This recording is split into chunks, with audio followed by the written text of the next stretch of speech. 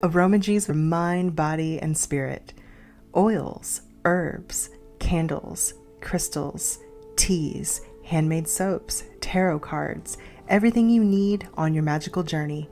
Daily psychic and tarot readings, classes, witchcraft, pagan, and hoodoo supplies, most of it made in-house. Try our free Dress Your Own candle station. From spiritual gifts to ritual supplies to religious books, we have the widest selection of metaphysical products in all of Tennessee since 1999. It is our goal to inspire everyone to explore their spirituality in their own way by offering information and products in a nurturing multicultural environment. Open 7 days a week. 223 Donaldson Pike, Nashville, Tennessee, or visit us online at aromages.com.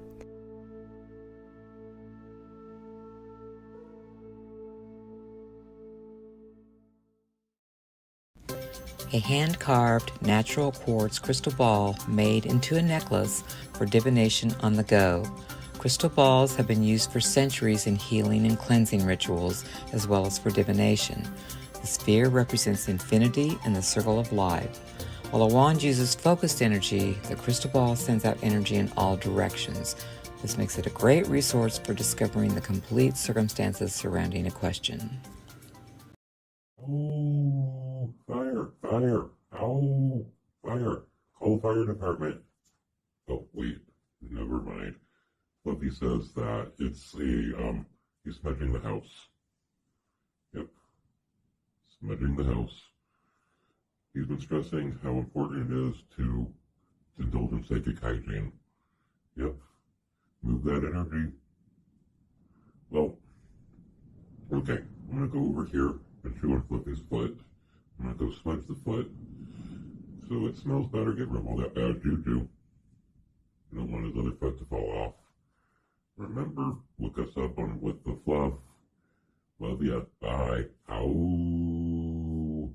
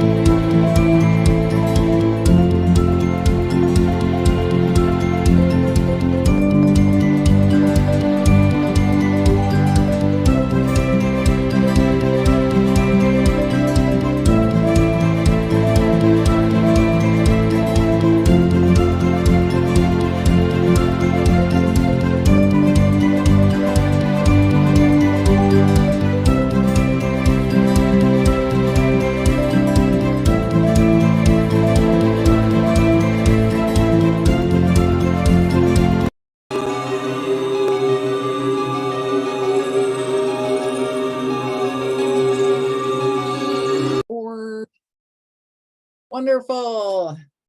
Welcome to Witchy Wednesdays at 1. This is Maria Shell. Thank you for joining me today.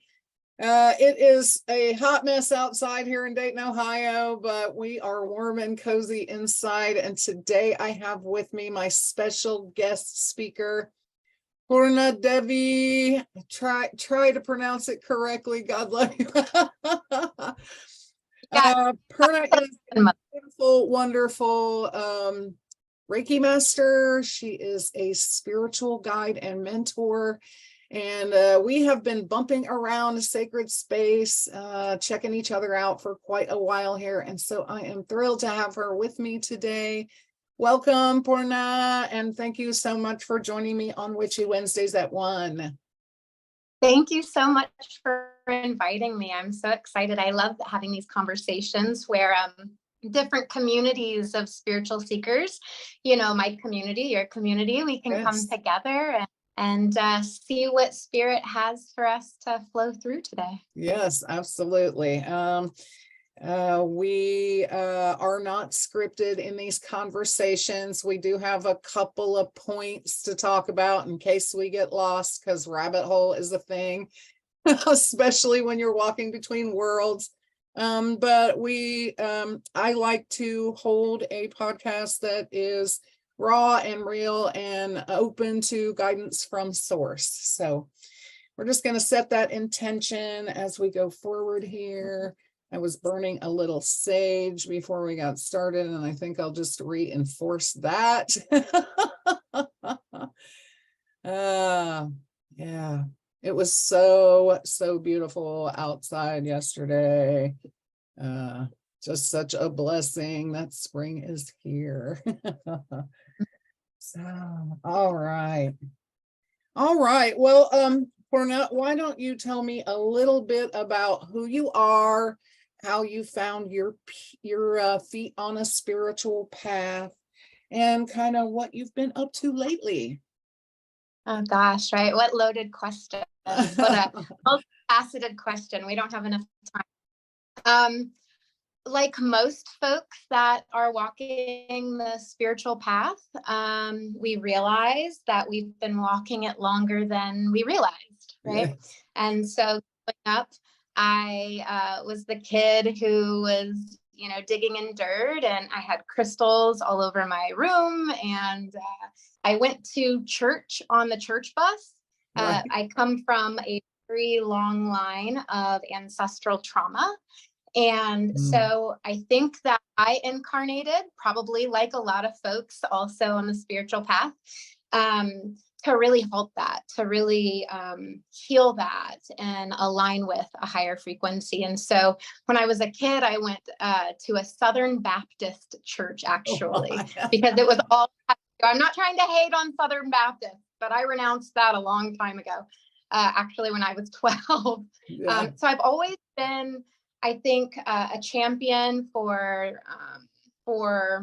deeper thinking, for the underdogs, for those of us who seem maybe like the misfits, but I think that really we're the future leaders, right? We're the ones that have incarnated to do the deep work in this lifetime, go against the grain of popular culture and what we see around us, Yeah. So it's always been a part of who I am. And I think when I was in I was 18, I took my very first yoga class. And there was this old white-haired woman, and she was chanting, and I was just giggling, and I had no idea that was a glimpse into my future. So I started in yoga philosophy to heal my own trauma, deeply rooted in yoga, and then found energy healing, found Reiki, found trauma-informed care.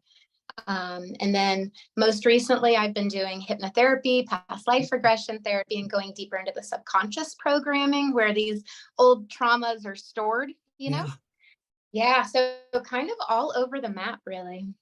And I think, after you've been on the path for a while, you do kind of get all over the map, right?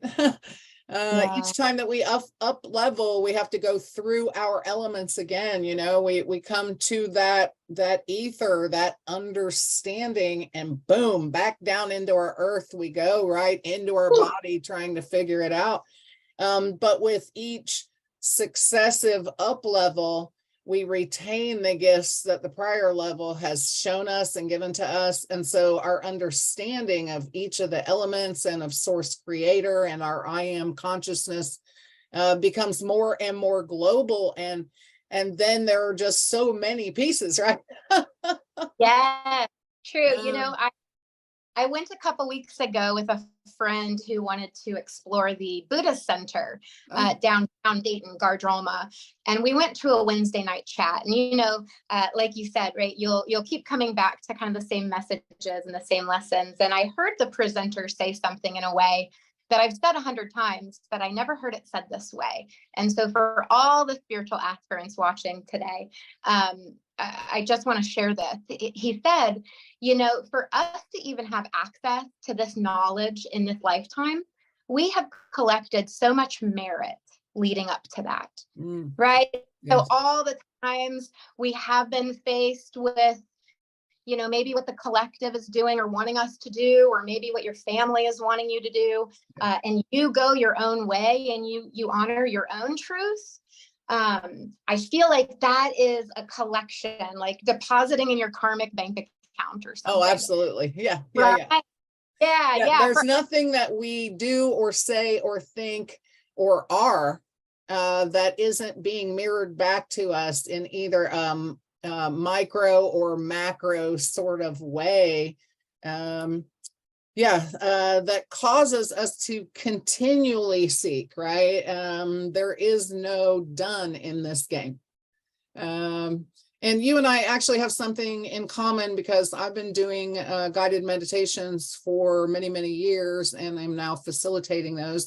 And past lives is one of the things that I help people work with, along with shape-shifting and mantra work and chakra clearing and finding their spirit guide or totem animal. So very powerful work is available to us when we trust and learn the processes that can pull us out of our linear thinking and into sort of the limitlessness of the quantum, right? Truly. The fun thing about past life regression therapy, some people will say, well, how do you know? And I say, well, you don't. I can't confirm that you were queen of Egypt, right. 3,000 years ago. Right? And don't trust anyone that says they can confirm that, right? I say, exactly. Our mind, this vast multidimensional cosmic space, right? This infinite consciousness we can tap into, I think gives us a combination of symbols, and because we know time is not linear, it's all happening right now. Right. And so we have symbols and messages and deeper understanding and creativity in these ways. So I love that, I think there's so many beautiful healers in Dayton, because there's a lot of suffering here, right? And so the creative community and the spiritual community, I love to see how we're all coming out of the woodworks with our special gifts. It's just beautiful to see. Since the time of the Grand Conjunction, and now with the Age of Aquarius in full swing as of last month, right? And the pandemic, which caused us all to have to seek within for the things that were chaff and the things that were worthy of milling down into our life's work, right? Absolutely. Anyone who thinks that magic or spirituality is like a fluffy bunny sort of experience is only on the edge of what is actually occurring when you take on this path for real. On that note, can you tell me or share with me any particular experience in your history that may have been an aha moment for you, or something that stood out where you absolutely knew that you were on it, right? On the path? Oh my gosh. So many moments in my life that, it just becomes absurd and laughable. Yes. And I used to joke that I was going to write a book called You Can't Make That Shit Up. Yes. Because the synchronicities, right? I think the deeper you do dive into spirituality, you see how everything is so ironic and absurd. And so for me, I think, again, just having revelations and actually experiencing relief from very, very deep trauma that I did not find relief from in Western therapy, Western medication, right? Surprise. System really failed me as a young 18-year-old who got diagnosed with PTSD, CPTSD, right? From years of violent sexual abuse in my household, and growing up with an alcoholic father and a abusive mother and abusive brother. And so it's really the side effects, right? When you start to actually find joy and find your own inner peace, and you stop waiting for some quick fix or a pill to sedate you, or you stop using all the coping tools, and you're left with just the deep suffering that is calling for your attention. Yes. And so I've had many of those, but I would say honestly, probably when I was 18, 19, and I just really cracked open and cracked down and shared some of these things that I had been carrying my whole life with my family, and protecting everybody else, being the perfect child, the people pleasing, the mask That's because you're wearer. doing everything you can to be as small as possible when you're in that environment, right? You're trying desperately to be invisible. It's and it's funny, that's probably our first touch of magic, right? Is learning our power as a victim of circumstance like that, to become invisible, to become small and insignificant, right? To become a mouse in a room full of lions, just we don't realize, I think, that it is our power, our magic, that is allowing that to occur, because we're doing it out of a fight or flight response, right? But that's a deep, deep emotion, just like love or passion or joy. And that's where our power is in the deepest emotion, the feeling of this life that we're living, not in the doing of this life, right? It's so true, and I've made jokes because I think also the longer you're on this path, the thicker your sense of humor becomes, right? Because we can't just sit around and cry all day, or kumbaya and spiritually bypass, right? Yeah, exactly. And so I have joked that my dissociative coping mechanisms that my angel guides gifted me with as a child to, those coping tools, and it's all I had, have made me really fantastic at the transcendent work, at the psychic work, at the, being a meditator and being able to tap in now to these higher conscious spaces in a mindful way, in a way where the dissociative quality has healed as a coping tool, right? We don't check out any used to, but now we can check in, right? And use those tools as a mature spiritualist, right? Right. I think there comes a time when, you take the eyes of blame off of yourself, right? And shame and ridicule that others have placed on you. And you begin to self-examine from a place of sort of objectivity, where it's like, okay, I see my shit here. How much of that is mine to own? How much of that has been conditioned into me? And so fucking what? What are you going to do with it, right? Are we going to repeat this same ass pattern over and over and over again? Or are we going to learn the lesson, integrate that into our being, and move beyond that former version of ourselves that was okay with, right? Right. Yeah. And what I also see that happens sometimes, and it's understandable, but like you said, right, at some point we take our own responsibility for our healing.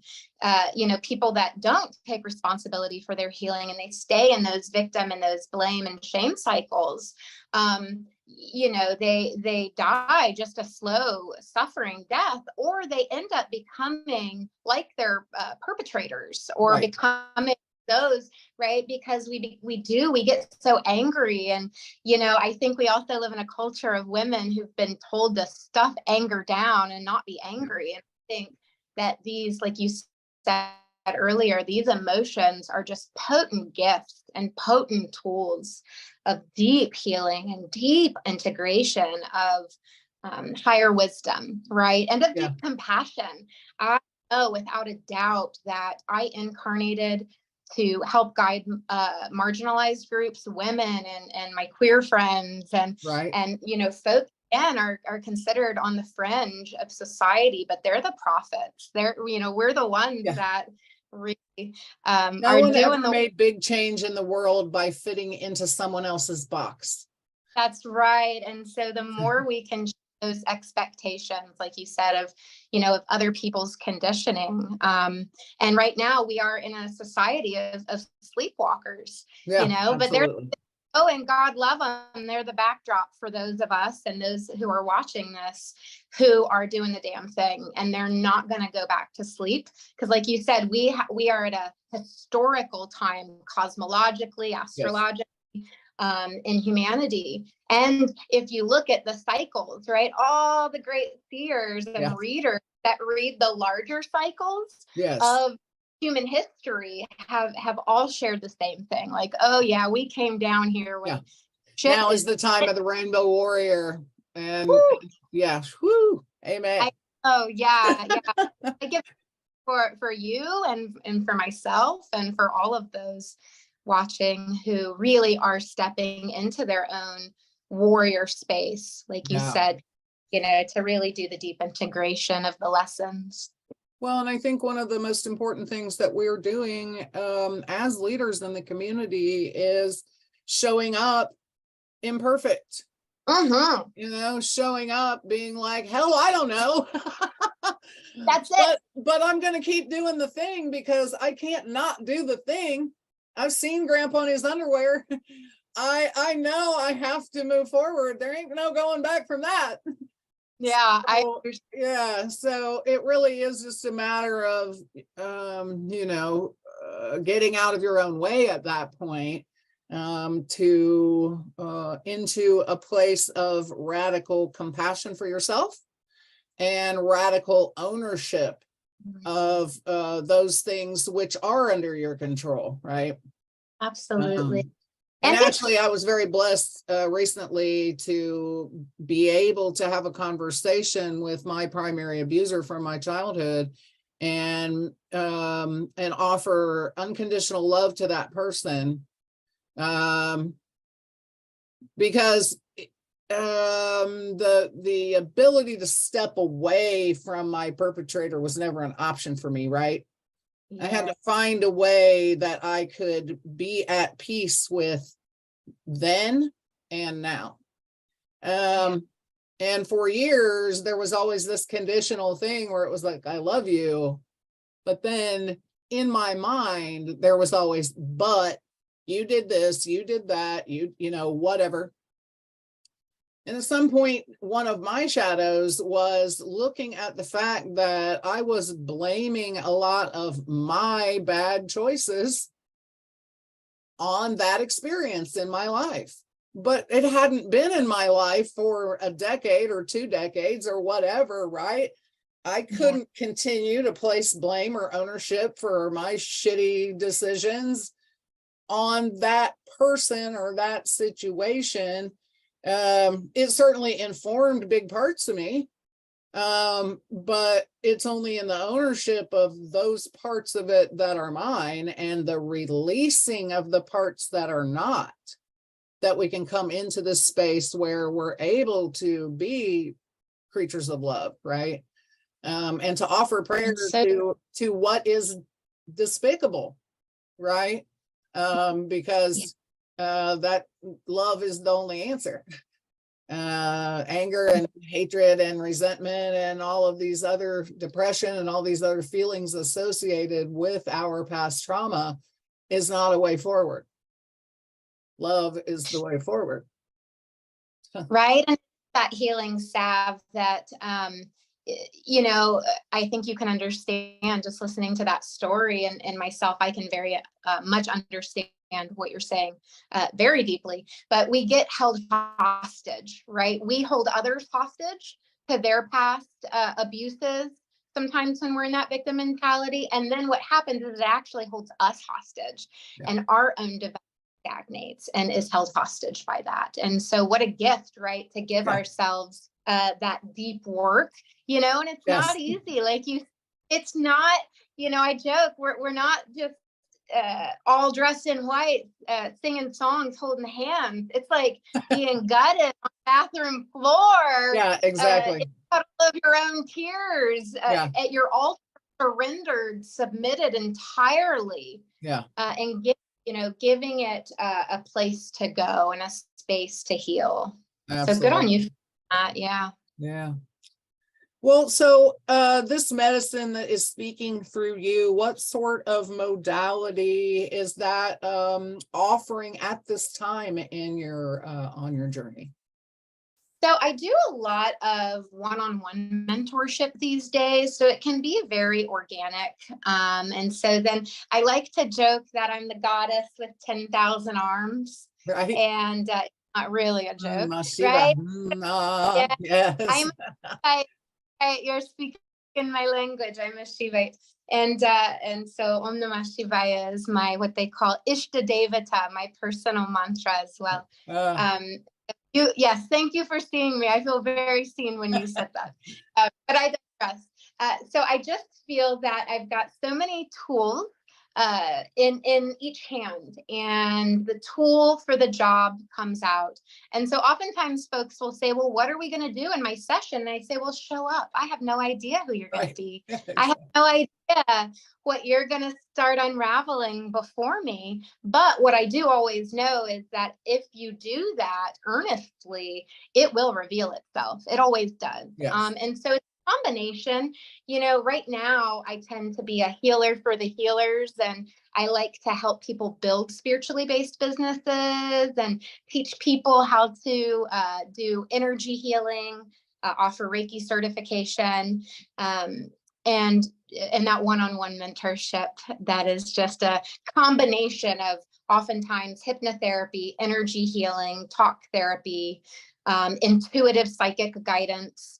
I'm going to be studying mediumship this year to get deeper into my skills there, because it's happened spontaneously, but I've studied a lot with an actual living teacher, my mediumship skills. And so I think that when we do walk in this world, people are very vulnerable when they come to us. And I think that it's important to really understand our tools and sometimes hold them back. I don't pull every tool for every client, right? Because it's just not appropriate or reasonable to do so, and or ethical, right? There's a lot of false prophets. There's a lot of folks practicing very unethically, and so I try to be a healer of integrity because I do my back end work. I have daily rituals that I use, and then I study with teachers as well to continue growing. Right. Yeah. Actually, I think that in order to be an effective leader, having a mentor, a spiritual support person, and like a tribe of people that can step up to help you with all the moving parts too, because what we do is big, right? Especially if we're doing it in right relationship with holding a container that blesses all of the people who seek our services, right? It's so true. And so, sometimes you need more physical hands than what we came with, right? That's what I joke about. As much as we like pray and allow and trust and surrender, spirit to guide and to handle, that doesn't negate our responsibility on this level to have our shit together, right? It's so true. You know, in yoga philosophy, they say that there are really 3 tenets of this spiritual walk. One of them, and it's the basis of the foundation, right? This the base Right. of the pyramid, if we're building a pyramid here, and that's important, right? In sacred geometry. Absolutely. And Foundation is crucial. that is our sadhana, our own daily spiritual hygiene, right? Life slings mud all over us, and we come in with muddied karma, right? We come in with a to-do list of things and a list of sufferings we're going to incur to grow and to learn these lessons. And so those daily rituals are just, they're not something you can just do sometimes and fake it, right? You just won't get very far. And then the second thing is exactly what you said. It's Sangha in Sanskrit, and that's community of like hearts, right? Yes. Because we are swimming upstream against a lot of counterintuitive messages. A lot of messaging from every angle tells us to disconnect and to separate from ourselves and our spiritual awakening. And so we need folks to help mirror us and to help us on the path. And then we get into seva, which is service to others. Yes. Once I'm so filled up with this gift, it is my duty to give it away, to share it. It just spills over. Well, it should be, I was going to say, it should be just overflowing, like your cup fills and runs over, and that blesses the people around you, right? Right. I want to feed everyone, you know, anyone, right? We shove it down people's throats. God, I tried and I wished I could, but I know, right? I can't F with anybody else's free will. I made a joke about that the other day. I'm like, God, all the things I would do if I could impact other people. I know, like twinkle your nose and makes the magic happen.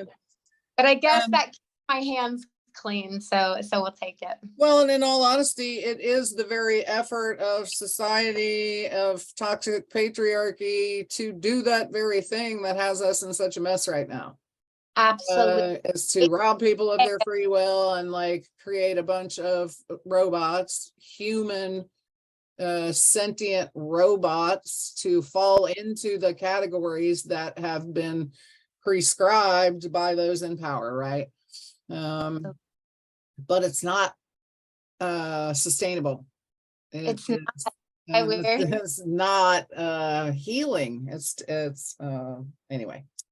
That's a whole nother podcast, I'm certain.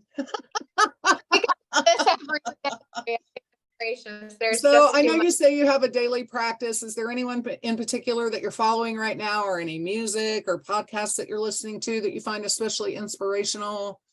Ooh, I tune out a lot, to be honest. I kind of like I joke about putting your blinders on. Otherwise, like in the parade, the horses get spooked.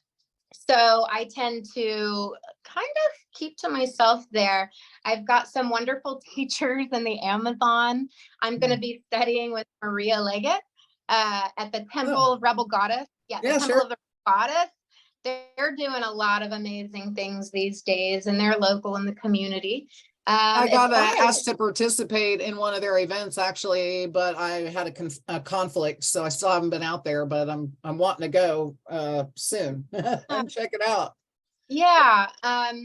Who else? Yeah, I just I kind of keep my blinders on, and I'm very discerning about who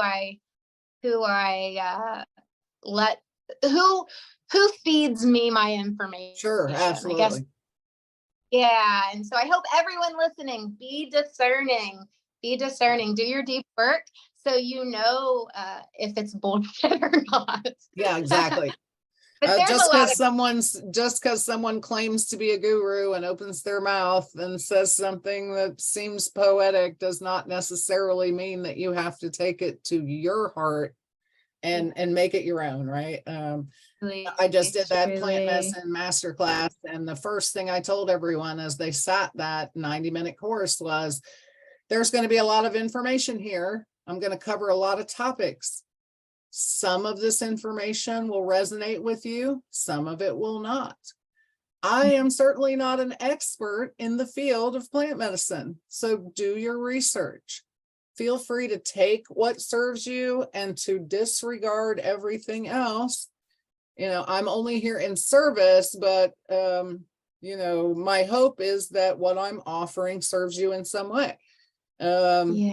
But most certainly do your own research, and don't take this one experience as like, okay, now I know everything there is to know about plant medicine and I can move forward. Yeah. Yeah. So, I think also, aside from research, it really is that daily practice. If yeah. I could, shove anything down someone's throat here as they're listening, I hope I get to encourage folks to just remind them how important their own experiential wisdom is, right? You can read things in a book, you can listen to somebody else's experience, Yeah. but the other side of the coin is really doing things consistently in a way that helps your consciousness unfold. It speaks Yeah. to those who can do and those who can't teach, right? Yeah, we are won't both touch teachers, that. and I don't want to give people the wrong idea, but most certainly there are people out there purporting to be teachers who really don't have the boots on the ground experience necessary to hold the container that they're offering.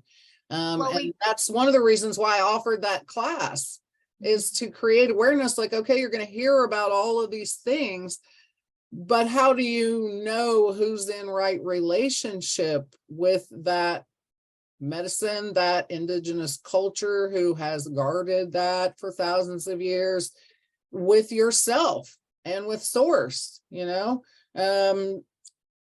Medicines or modalities come to you when the time is right. You don't go find them and force the relationship, right?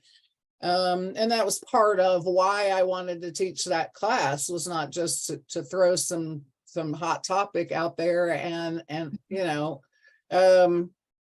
if I'm going to provide information, then it needs to speak to the core essence of what the medicine is asking for, right? Right. And we just got a comment from Gypsy saying how much she enjoyed that master class. So Wonderful. yeah, unfortunately, it covers a whole lot of topics that Facebook won't let me put on their page. So Yeah. Zoom only kind of event, but Yeah. Ban the natural stuff and push what's not natural, right? That's that's the MO of the system here. So yeah, absolutely. Yeah. And I mean, the system, just like anything else, it's a tool. We just have to be mindful about when we pick it up and how we use it. It's absolutely, I say that all the time, right? It can work for you, and if it's not for you, then adapt the relationship or cut it off. Yeah, absolutely. We've kicked actual people to the curb and we're still on Facebook, right? So maybe a little balance there somewhere is to be had, but yeah. So tell people how it is they can find you, get more information about the services that you offer. Thank you. Thank you. You can go to my website at PurnaDevi. So phonetically, it's PurnaDevi.com. It's pronounced Purna Devi, right? But here in the Midwest, phonetically, it looks like Purna Devi. Yes. Which is fine with me. And so you can find me there, and also via Instagram. I'm on Instagram, and it's I am Purna Devi, PurnaDevi, and I have a private soul circle group online on Facebook. And where else? I do in-person work in Miamisburg, and then I also see people all over the country via Zoom. So I've been really blessed to have students and clients from California to Florida, all the way across, and that's been really a quite expansive blessing for my heart. Yeah, I mean, I think that's one of the small benefits that came out of the COVID situation, was that it sort of forced us all to socialize and learn online and shop online and a bunch of stuff online. But it did create an opportunity for those of us who've been sort of teaching boots on the ground to really take a look at, how can we take the model of service that we have to offer and convert that into something that is a real and visceral experience, learning experience for someone through the internet, right? And some of the most powerful teachers are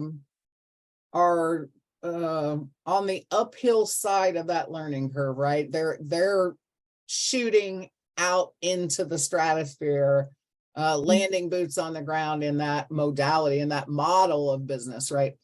And for some of us, it might be a little bit slower, but technology is an interesting thing, but I do agree. I think that because I was actually performing, I'm a licensed massage therapist as well. That branch is retired from the business friend, so right. you can't down anymore. My 40-year-old pre-arthritic arms told me enough's enough. But I had to transition and pivot my business 100% online. And it was really beautiful because we do, those of us who do have an understanding of quantum physics and that energy does transcend time and space. Sure. I found that some folks were saying, it felt like an even more intimate container because they were in the safety and comfort of their own space, doing the deep work, and as if I was there with them. Right. And so quantum leapt together just in the way we're doing now. You're in some place in the universe, and I am over here in my place in the universe, but here we are in the same room. It's a beautiful, beautiful. Absolutely. Absolutely. All right. So when we're done with this interview, if you would be so kind to post links to any kind of social media or contact link for someone who might be interested in finding out more about the work you do and how they might get in touch with you, that would be great. Yeah. And then I know that there was one more thing that you wanted to talk about before we close this program, so I will give you the floor. And as soon as you ask, I start crying. And thank you, Maria, for this timing, because I have been so grief stricken. We lost our dog Sunday night out of our backyard. She crawled and dug a hole. And so I have been putting out blasts. I give so many thanks for people that have been sharing online. So if I could share a link to that flyer and ask anyone that enjoyed this podcast today to share. So, and please continue to pray and hold the highest vision that our sweet Lola girl comes home. She was a rescue. She was already out on the streets when we got her, and she was just really abused and terrified. And so I've had her and worked with her for years. And this is a deep, deep pain that if anyone's lost a dog or had experienced any loss in their life, Yeah, absolutely. Guys, and oh man, I'm just going through it right now. So you're more than welcome to drop a link into the podcast comments, but also please feel free to cross post onto my Baba Yaga's Hut page the flyer and the link of how someone can contact you in case they see your precious baby. Okay. Thank you. Yeah, she was lost from Miamisburg, Ohio. So who knows where she is now. Well, and I have a fairly large following of local people here in this area. Gypsy says good luck. She hopes that she finds her way home. So yeah. Yeah. Thanks for giving me that last little space to do that. Yeah, absolutely. Well, let's see. We went over, but I think it's okay. We started a little late, so thanks for everybody. No, that's fine. For everyone who may not know, I did start my YouTube Witchy Wednesdays at 1 channel about 3 weeks ago, and so I think we're about 5 weeks out, but this will be appearing on my YouTube channel as well. For you, I will send you a notice when we're on the week that you will appear, so you can share that out on your social. Okay. Of course. Next week, We are going to be featuring a beautiful woman named Sandra Piragrose, who lives in Boston, Massachusetts. She will be joining me to talk about her wonderful products and services that she makes through her beautiful business. Until then, I wish you many, many blessings on your journey. This is Maria for Witchy Wednesdays at 1, telling you I love you like mad. Now go out there and be magical and stay dry. Okay. Thank you so much.